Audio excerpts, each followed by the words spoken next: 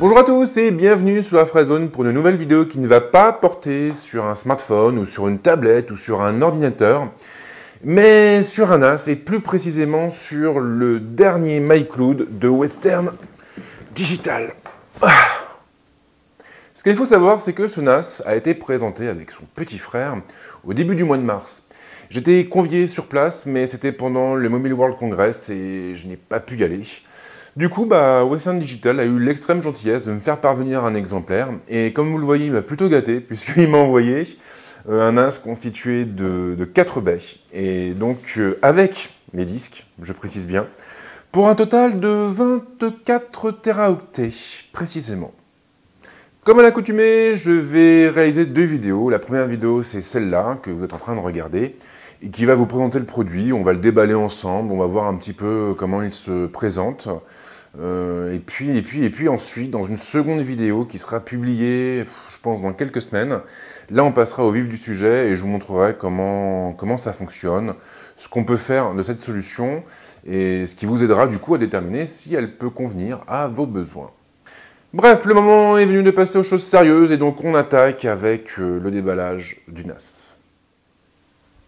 Ok, donc nous voilà face à la boîte qui est juste énorme et qui contient plein d'informations. Alors déjà, ce qu'on sait, en regardant sur le capot supérieur, c'est que ce NAS, il intègre un affichage digital, donc ça c'est plutôt cool. On a bien les 4 baies avec le joli bouton qui est ici, un port USB qui est par là, et puis on a une compatibilité avec PC, Mac, iOS, Android. Au niveau des protocoles, on retrouve toujours un peu les mêmes. Là, ce qui est mis en avant, c'est Bonjour, l'UPnP et le DLNA. Sinon, au niveau de la fiche technique, alors elle est sur le côté, ici, je ne sais pas si vous la voyez bien.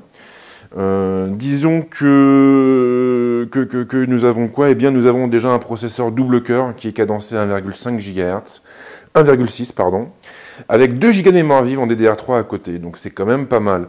Le stockage, je vous en parlais, donc on a 24 teraoctets qui sont préinstallés dans le NAS, donc on a en gros 4 disques de 6 teraoctets. Après, bien sûr, tout va dépendre du RAID que vous montez, comme à chaque fois. De ce côté-là, on a à peu près tous les choix possibles et inimaginables. On a du RAID 0, du RAID 1, RAID 5, RAID 10, du JBOD, et puis d'autres bricoles. Que dire d'autre? Alors oui, ce NAS, il s'adresse avant tout aux entreprises, ou à l'indépendant, ou aux particuliers friqués.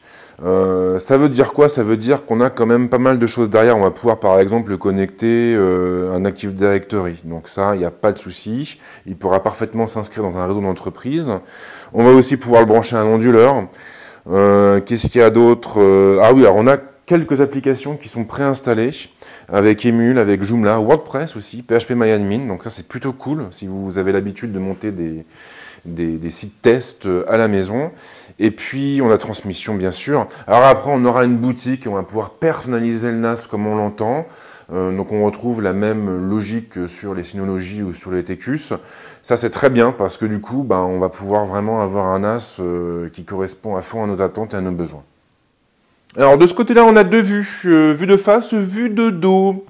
Donc la vue de face, j'en parlais tout à l'heure, on a l'affichage qui va bien, les 4 baies, les boutons, un port USB ici, donc ça, ce sera pas mal. On a un bouton de copie, alors ça sert à quoi? Ça sert à quoi? Eh bien, admettons, vous arrivez au boulot, vous avez besoin de décharger un dossier qui est sur votre clé USB, vous branchez la clé en façade, vous appuyez sur le petit bouton et hop, automatiquement, tout le contenu de la clé va être copié sur le NAS. Et après, vous pourrez le partager, bien sûr, avec vos collègues si vous en ressentez le besoin. Sinon, au dos de l'appareil, on a quoi? On a 2 ports USB 3, donc ça va être pratique si vous avez besoin de brancher, je sais pas, des disques durs ou d'autres choses. On a 2 ports Ethernet en gigabit, bien sûr, et puis 2 prises secteur, puisqu'on va pouvoir le brancher sur 2 prises. Alors maintenant que les présentations sont faites, on va passer au vif du sujet, et puis on va l'ouvrir. Voilà. Hop.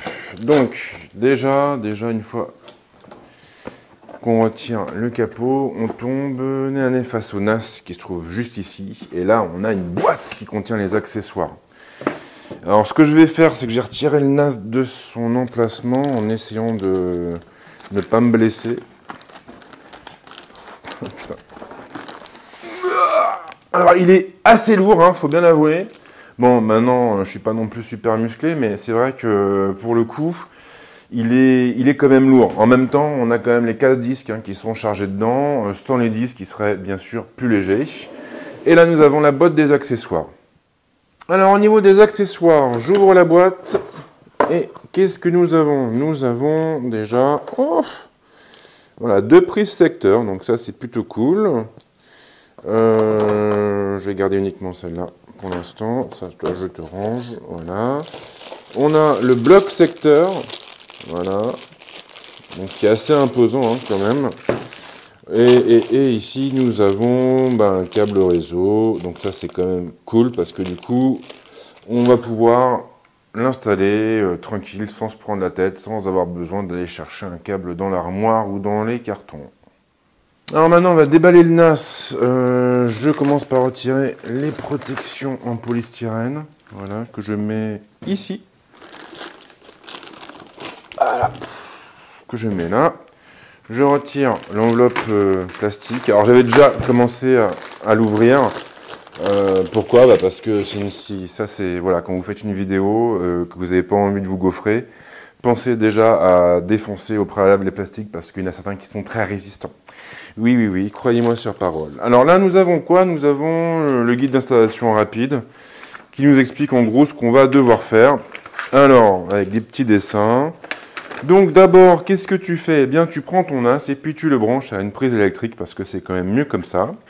Tu le branches aussi à ton routeur et puis ensuite, eh bien, tu vas sur ton ordinateur, ta tablette, ton téléphone, tu te rends à cette adresse pour le paramétrer.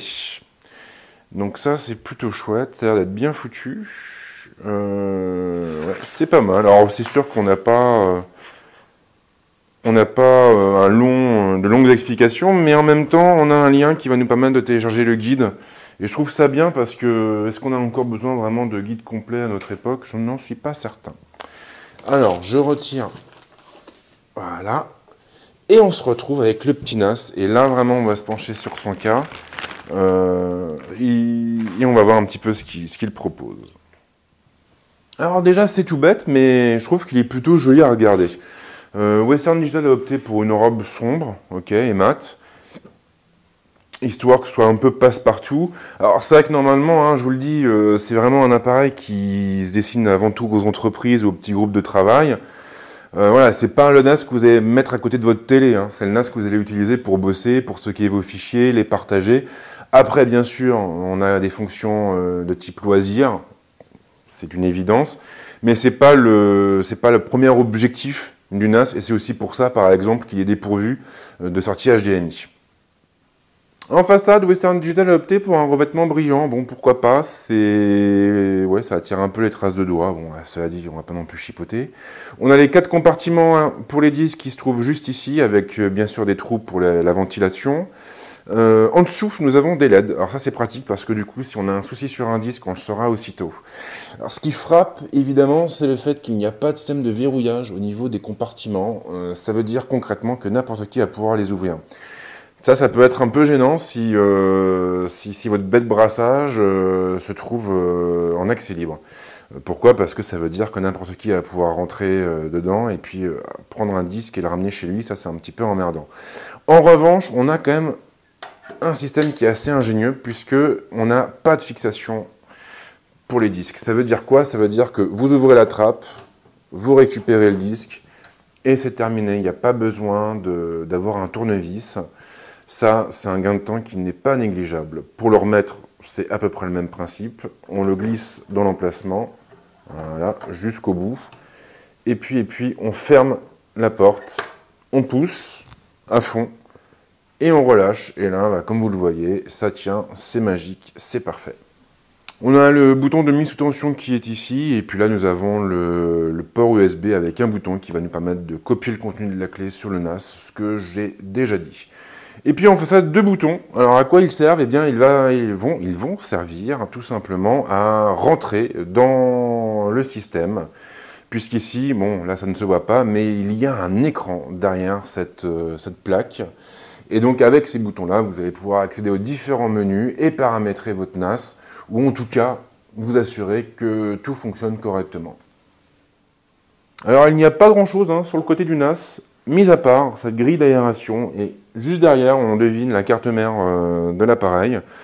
Donc au moins, on aura une aération constante, ce qui est pas mal, parce que ça évitera de flinguer le système, ce qui pourrait être assez préjudiciable hein, pour vos données. Et puis, bien sûr, le postérieur du NAS, avec cet énorme ventilateur, qui me fait un peu peur. Alors pourquoi il me fait un peu peur? Il me fait un peu peur pour le bruit en fait. Ça, c'est vrai que c'est gênant quand on a un NAS dans un environnement qui n'est pas protégé, qui n'est pas isolé. Si vous avez un gros ventilo dedans, ça fait du bruit, c'est gênant. Voilà, donc là actuellement mon NAS par exemple il est dans mon salon. Et ça veut dire quoi? Ça veut dire qu'il a quand même tendance à se faire entendre le petit, et des fois c'est un peu emmerdant quand il doit ventiler sec. Alors j'espère que là-dessus, Western Digital a fait des efforts, j'espère qu'on n'aura pas de mauvaises surprises, mais pour l'instant je ne peux pas vous le dire. Et puis ici la connectique, donc je rappelle, 2 ports USB 3, 2 ports Ethernet gigabit, et puis la double alimentation. Après bien sûr il y a les vis qui vous permettront de démonter le système. Et oui, ici on a un petit emplacement, une petite encoche qui va vous permettre de mettre un verrou Kingston. Voilà, je crois du moins. Et donc ça évitera tout simplement que n'importe qui puisse partir avec le NAS. Ce qui pourrait aussi avoir un effet préjudiciable pour vos données, bien sûr. Voilà, donc en fait, je vais m'arrêter là pour l'instant. À la base, je voulais aussi filmer la mise en route, mais je me dis que je vais plutôt faire une seconde vidéo, ce qui me fera un total de 3 vidéos pour habiller mon article, et c'est pas mal, parce qu'en fait, il y aura vraiment 3 grandes rubriques aussi. Le hasard fait bien les choses. Bref, on se recentre. Alors, qu'est-ce que je peux vous dire sur ce nouveau MyCloud? Déjà, il est impressionnant. Je trouve qu'il n'est pas si massif que ça. Voilà. C'est pas le plus gros que j'ai vu. On a quand même 4 baies, ça c'est pas mal. On a 4 disques, ça c'est encore mieux. On a 6 Tera par disque, ça c'est quand même vachement cool. Un total de 24 Tera. Alors même si aujourd'hui les vidéos pèsent lourd, même si les photos pèsent lourd, c'est quand même pas mal. Au niveau de la fiche technique, si je m'en tiens uniquement à ces caractéristiques, on a un NAS qui pourra parfaitement faire office de serveur d'entreprise. Voilà, processeur double corps, cadencé à 1,6 GHz, avec 2 Go de RAM, ça laisse de quoi voir venir. Et puis on a quand même des applications qui sont préinstallées, qui vont nous permettre de déployer rapidement un petit serveur web. Donc ça intéressera tous les indépendants qui bossent dans ce domaine. Donc je trouve que c'est plutôt cool. Le fait qu'il puisse s'inscrire dans un Active Directory, c'est très très important, parce que du coup, si votre petite boîte grossit, si vous commencez à embaucher, le NAS pourra vous accompagner, ça c'est important, ça évite de devoir repasser à la caisse. Donc voilà, les premières impressions sont plutôt positives. Maintenant, je ne peux pas vous dire grand chose de plus, je ne l'ai pas encore allumé. Donc voilà. En attendant, si vous avez des questions, les commentaires sont là pour ça, et nous on se retrouve très vite avec d'autres vidéos bien sûr.